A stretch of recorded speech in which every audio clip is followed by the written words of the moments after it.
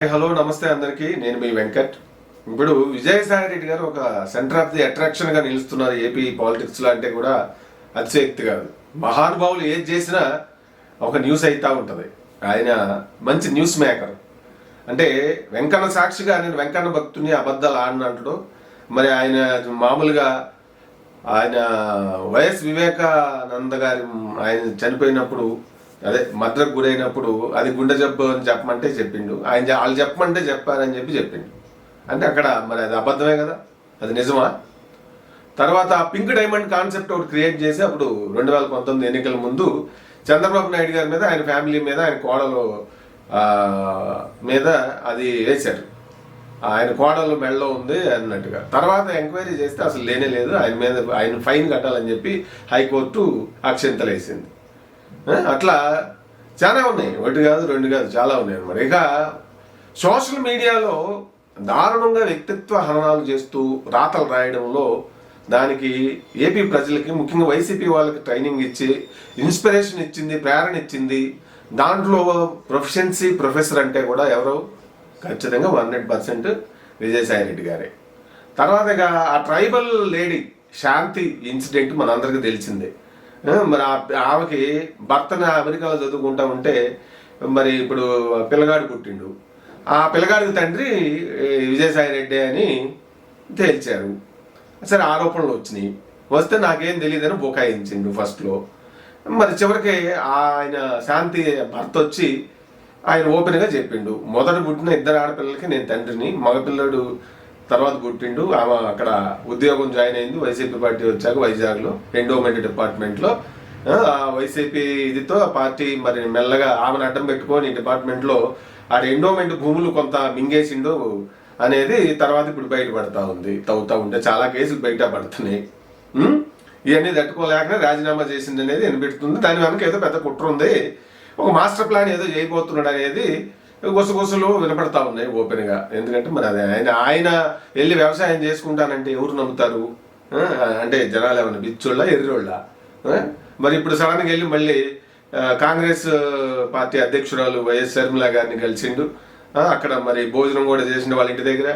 అంతకుముందేమో రాజకీయంగా మరి ఎటువంటి ఆరోపణలు ఉన్నాయో ఏంటనేది మనందరికీ తెలిసింది. మొన్నటికి మొన్న కూడా ఆయన రాజీనామా చేసినప్పుడు కూడా వైఎస్ షర్మిల గారు ఇంకా ఆయనే నమ్మట్లేదు జగన్ మళ్ళీ సీఎం అవుతాడని చెప్పి, ఇంకా అందుకే ఇడిసిపెట్టి పోతున్నాడు అని చెప్పి ఆమె ఆరోపణ చేశారు. కట్ చేస్తే సడన్ గా ఇప్పుడు ఇదే అసలు ఇప్పుడు centre of the talk of the AP politics అంటే ఇదేంటి సడన్ గా ఎవరు ఊహించిన విధంగా అటెళ్ళి మళ్ళీ గెలిచిండు.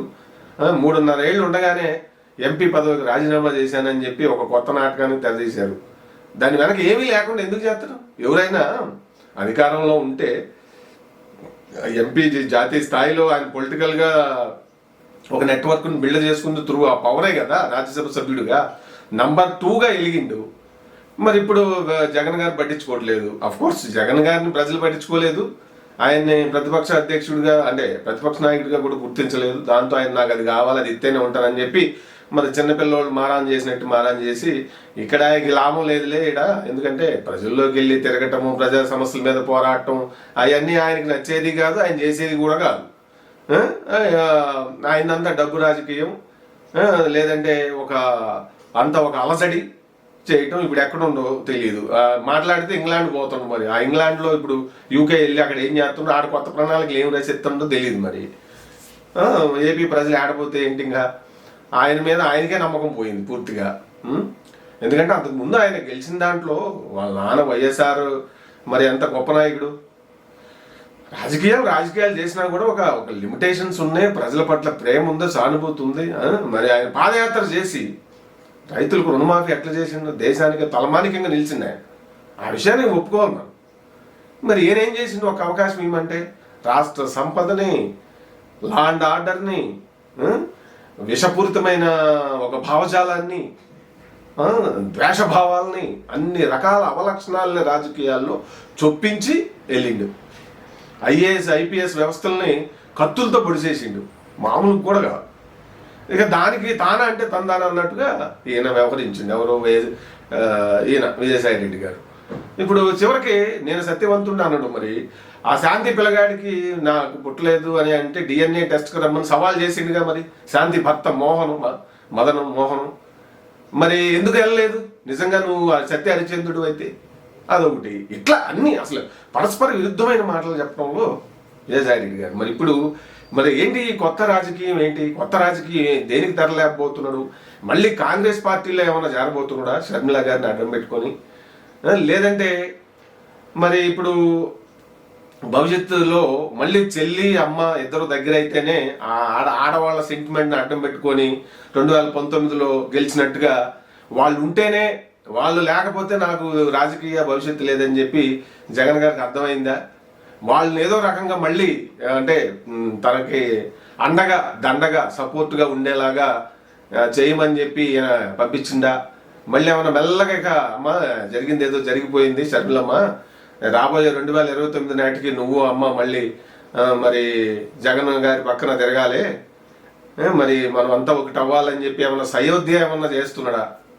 ఎందుకంటే ఏది విస్మరించడానికి లేదు. ఎందుకంటే మొత్తం కంప్లీట్ రాజకీయంగా ఉన్నటువంటి ఫ్యామిలీస్ పర్సన్స్ కాబట్టి ఖచ్చితంగా ఇది పొలిటికల్ కోణంలోనే ఆలోచన చేయాల్సి ఉంటుంది, చేస్తున్నా కూడా. అందుకే ఆయన ఏదో ఇది పెళ్లి చూపుల వ్యవహారాలు కాదు కదా.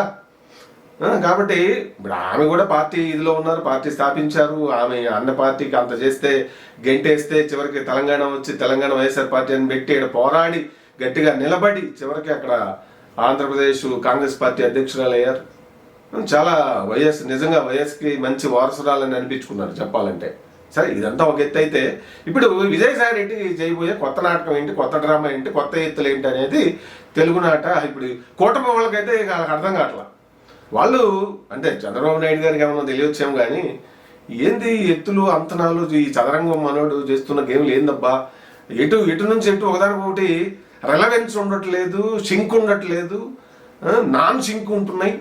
అటు రాజీనామా చేసిండు, వెళ్ళిపోయిండు, జగన్ గారు కూడా ఏం మాట్లాడలేదు, వెళ్ళిపోతుండు. మరి ఇప్పుడు మళ్ళీ అదే వైఎస్ఆర్ ఫ్యామిలీలోకి వెళ్ళిండు, మళ్ళీ అక్కడికి వెళ్ళిండు, ఆమెతో మాట్లాడి అక్కడ చేస్తుండు. ఏంటి అసలు నేను అంతా రాజకీయ సన్యాసం తీసుకున్నాను, ఇక నాకు ఏం సంబంధం లేదు, నేను ఎక్కడో పెద్దగా ఆస్తులు కూడా లేవు నాకు, అక్కడొక ఇల్లు ఉంది అంతే, ఇంకా నేను మంచిగా ఫామ్ హౌస్లో ఏదో వ్యవసాయం చేసుకుంటూ శాస్త్ర జీవితాన్ని గడుపుతాను అన్నట్టుగా ఇక కొన్ని వేదాంత మాటలు చెప్పిండు మొన్న. కానీ ఇప్పుడు దానికి అదంతా ఏంటంటే ఇప్పుడు నలువైపులా కేసులు చుట్టుముట్టుకుంటున్నాయి.